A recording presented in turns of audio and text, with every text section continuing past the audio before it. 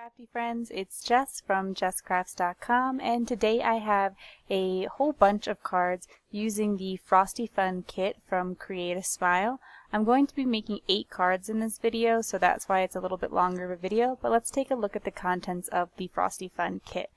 So Create a Smile releases a bunch of different fun kits, and they release them probably like twice a year. There was a winter kit last year as well, and they're usually limited supply, so if you're interested in the products, be sure to pick up a kit.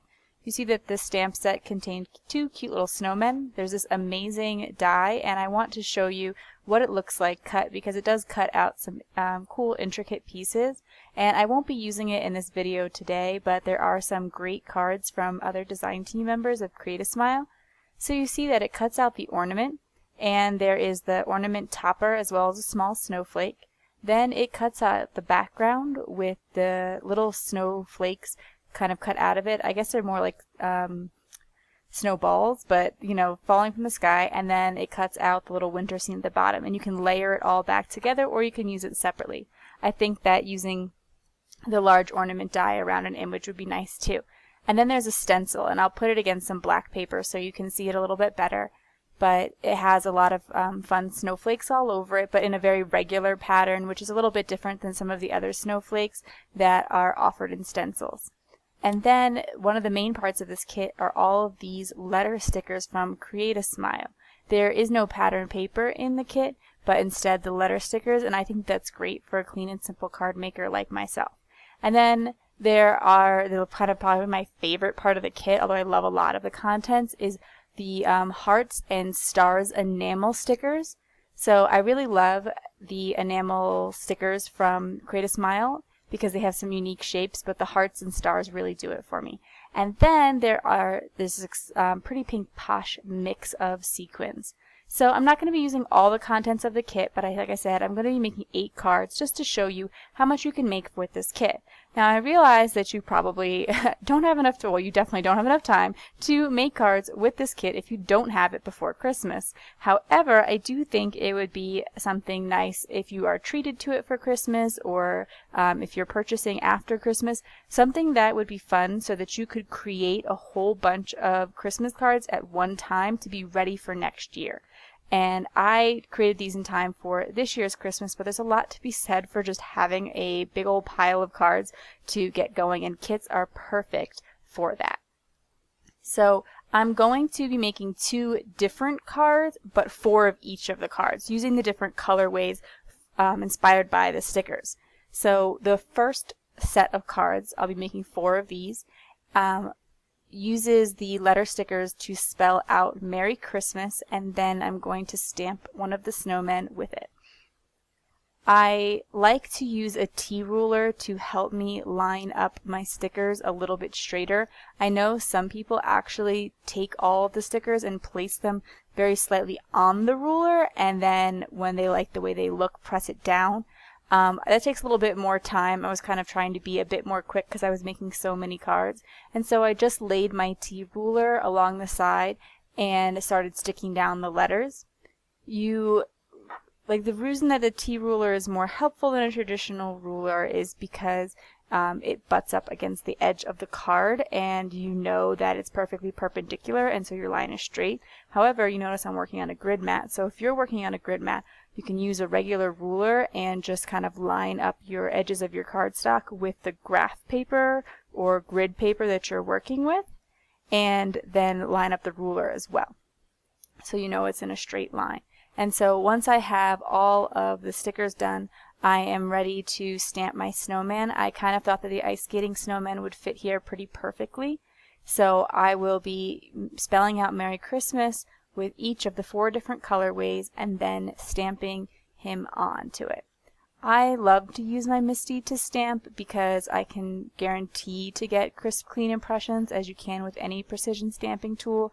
However, if you're not going to use a MISTI or another precision stamping tool with a brand new stamp, I suggest inking it up and stamping it off a few times, because a lot of times a brand new stamp does not give a perfect impression the first time, and that doesn't say anything about the quality of the stamps. It's pretty typical. So just a little tip there. So here is a different version of the with the teal colorway. They're actually two different, I don't know if teal is quite perfect for this description because it's a little bit lighter of a color.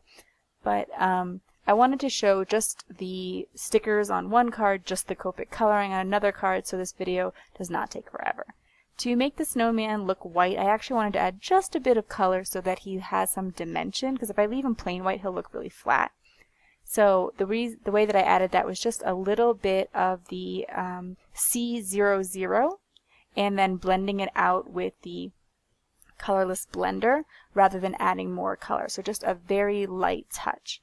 I do like the C's for snow. They're a little bit more gray and cool, and I think that works better on snow. Some people like to use really light blues on snow too, and I think that looks really pretty as well. I basically went over to my little rack of Copic markers and pulled out anything that looked similar in color to the letter stickers. So I have some BGs as well as some Gs that I'm working with. Unfortunately, I won't be able to share every color that I use on every snowman, but I definitely do recommend just kind of messing around with what you have. Like I said, I just kind of pulled the letter stickers over to my Copics and selected the ones that I liked. So here I'm using BG13 and BG10 to get a little mix of a teal color here. Generally what I'm trying to do as I color this, and I know that two other colors that I'm using are G00 and G02. What I want to do is really kind of emphasize the roundness of this snowman. He is a very round little chubby snowman. I think he's adorable. So I want to make sure that he is darkest at the edges, and I leave a little bit of highlight in the center to emphasize his roundness.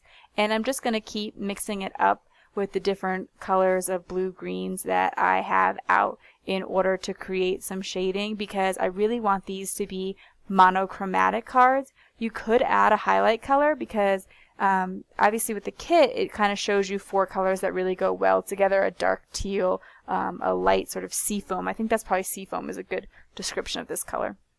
So there's a darker teal, the seafoam, a blue, and a purple. And so you could be inspired by those colors of the kit and color his jacket with some like purple touches or something like that. But personally, I was really just going for a more monochromatic look. And I do just save the buttons for last to color them a darker color. I think that that's always easier than trying to color around little things like buttons, because if you try to color around them and with like a dark color and then you want to keep them light, it just involves a lot more fussing. So here are the four different colored images, and then you see that I use a different colorway for each one, but I kept them pretty monochromatic other than that orange nose, which really pops off. And in order to create the color around them, I picked four colors of distress ink that were closest. There was the Blueprint Sketch, I believe, for the blue one, Peacock Feathers for the darker teal, Cracked Pistachio for the seafoam color, and then I believe it's going to be Seedless Preserves for the purple. So rather than trying to find cardstock that match, I think it's easier to find ink that matches. And that's probably because I have every color of distress ink, and because I really like it and I use distress ink so much, and this is just another way to kind of get use out of my distress ink pads by creating perfectly coordinating pieces of cardstock. And so what I do is I just take the lid off my distress ink and run it along the edges, and here I've covered my grid paper with a plastic divider, but any sheet of plastic or a craft mat will do, because I don't want to have to keep changing the grid mat. I just like having that lighter color for videos. So here I'm again using the Seedless Preserves, but you might notice my Seedless Preserves is drying out. I use my distress inks a lot, so it doesn't surprise me, and I do think that a technique like this probably uses up more ink than some others, but distress re-inkers are very reasonably priced for the amount of refills you can get with them. So I'm just going to briefly show you how I would refill a distress ink pad in case you've never tried it out before. But you see, again, I have a lot of distress re-inkers too, because they are such a favorite of mine. I am taking the eyedropper of sorts out of the top, and I'm kind of filling it up. I think that the recommendation is basically like one eyedropper full will do. You don't want to oversaturate the pad, so I would sort of err on the side of less ink than more. And so I just sort of ran the eyedropper-ish, part of the tool around the edges. because I thought that's probably where I was using a lot of ink, just from this technique where I kind of pull it along the sides. But generally you would want to re-ink the whole pad evenly, so you kind of can just run it along the surface of the ink pad in a swirling motion, covering end to end with each one, and then you can just sort of let it sink into the pad. Once I had all 4 of those cards finished, I wanted to add just a bit more detail because I wanted to use up different parts of the kit. There are many other cards you can make with this kit. I haven't even used all the pieces of it yet. I still have the sequins and the die to use.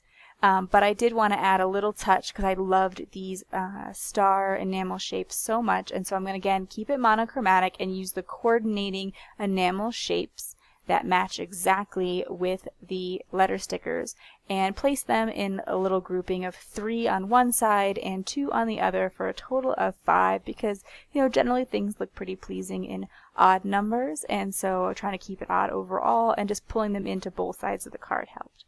So then I want to show you a second card set that I made, and I like when kits come with tools that you can use over and over again. This kit is a great example of that because it has a stencil, it has a die cut, it has a stamp set. All of those can be used over and over and over again. You can never run out of them the way you could run out of the enamel dots, and I really hope that Create a Smile will start offering those enamel dots for purchase outside of this kit, because I could see myself wanting them in every color. So here I have taped the stencil onto a piece of black cardstock, and I am using Hero Art's white pigment ink. Before I put the white pigment ink down, you see that I took an embossing powder bag because I'm actually going to be embossing over this white ink. Because white pigment ink is sticky like all pigment ink, and you could do this with any color but snowflakes, so I'm using white. And I'm just kind of pushing ink through the stencil so that I can clear emboss over it. And it will create an uneven look on the snowflakes, but that's intentional for me. I'm going to show you another way to get a more even white, but I actually wanted it to have a little bit of variation. I wanted it to look a little more like a traditional stencil technique where you push ink through and it may be a little bit uneven. So what I'm doing here is taking clear embossing powder and covering the white pigment ink with the clear embossing powder. And so when I heat set that and I melt the embossing powder, it will appear white. And if you wanted to, you could use white embossing powder instead. And like I said, I'm going to actually show you a variation on this for someone who would want a more crisp impression. But again, I do want to kind of maintain the look of it being lighter in some spots. So if I put white embossing powder, it won't look quite the same. You'll lose some of the translucency that's on some of them. So I heat the clear embossing powder so that it will turn a shiny white color. I think that it's really important to make sure your heat gun is hot before you bring it to your paper. I know that a lot of people recommend like 20 seconds, which can sometimes feel like a long time to wait, and you're not really sure like where am I supposed to be pointing this heat gun, because I don't know, I accidentally burn my fingers all the time with the heat gun because so if that happens to you, maybe use a tweezer instead. That probably was what I should do to hold on to it. But here I'm going to show you what you could do if you wanted really solid snowflakes instead. You can again tape the stencil to the black piece of cardstock, and now I have Versamark ink. And I'm going to push the Versamark ink pad right through the stencil. I think that's a lot better than trying to add the ink with a ink blender, but with the white pigment ink that I had added before, you could do the same thing. You could have smushed the ink pad down into the stencil. But here you can see that I have really even coverage across the whole card, and there is all that shiny VersaFine sticky ink there. And now I'm going to take white heat embossing powder instead, and that's going to give me a much more like crisp, clear, definite white. It's going to be even everywhere, and it's going to be a different look. And if that's what you like, go for it. I actually think that the other background is a little more subtle, and that's something that I liked about it, whereas with this really solid white, it prevents, it's really contrasting with the black. And so it kind of takes away a little bit from the sentiment strip that I'll add to it eventually. But again, I'm just going to heat set that and melt all of the embossing powder. This one's a little bit more tricky, and again, probably tweezers would be a good idea because now I'm trying to like put my thumb such that I don't burn it, but I also don't mess up the embossing powder. So, you know, just be smarter than I am and think of another way, because also holding it up helps. The reason I always try to hold it up off my mat is if you let the heat pass through, you get less warping, whereas if you leave it flat on your desk, I feel like the warping is worse. So that's just a personal preference tip. So now I'm going to go back to the one that I did the white pigment ink and clear embossing with, because that's how I made all of my cards. And I am going to take a coordinating piece of white cardstock, so I use the same white as I used for my card base, and lay it across the bottom. Then I'm going to take my We Are Memory Keepers corner chomper and round the corners. I don't always use that tool, but it's a fun one to pull out, especially when you're doing a card that needs just a bit more detail. And when I said coordinating white, I meant just like the same white as your card base, because if you've ever like had a bunch of different companies of white cardstock in your craft room, you'll know that even though they all say white, sometimes they're like one's a cool white, one's a warm white, etc., etc. So I'm picky and I like all my whites to match. So here I'm going to again go back to the stickers. You see that I decided to add a sentiment that, not quite I guess not really a sentiment, it just says peace, but I noticed that there were like the pound sign or the hashtag, and I thought, well, you know, I have some young hipper people on my Christmas list, and I could send them a hashtag card, and why not, because I have this hashtag sticker to use. So I did hashtag peace, and so I'll just do this card. I'll do the same exact background, the same exact white sentiment strip across all, but each time I spell out peace, it's going to be in a different color. So it's going to create 4 cards overall, as you'll see at the end. So here is that hashtag sentiment. And then I'm going to go back to the enamel dots. I notice that sometimes with stickers, letter stickers, it's hard to get those little pieces out from in between, like the little circle that's inside of an O or something. And so having like a little craft pick to push through it sometimes helps. Now this time I decided not to go monochromatic and actually add a little bit more contrast, and I think that works better since there's not as much white space on this card. Something about monochromatic cards and white looks really pretty, but anyway, I just want to mix it up a bit. So this time I am taking one color of letter stickers and then a different color of enamel dots. So in purple enamel dots with the dark teal letter stickers, and that way when I get to the purple letter stickers, I'll be able to pair it with the dark teal enamel dots and then mix up the seafoam and the blue as well. So the little bit of enamel dots, this time again using the little groups of odds, using 3 in one corner and I believe 2 in the other. And with this, I used kind of a lightweight black cardstock. I would probably recommend using a little bit darker because, a little bit heavier weight cardstock because the warping is a lot worse on a lightweight cardstock. But I just used a generous amount of adhesive and adhered that down, and that is it for my 8 cards, 1 kit. I did not quite achieve the 10 cards, 1 kit that a lot of people do, but it did give me a good little stash of cards, and having one idea translate into a couple of cards made for a little bit easier Christmas crafting. So I urge you to check out this kit and some of the other fun Christmas releases from Create a Smile and kind of get yourself ready for next year.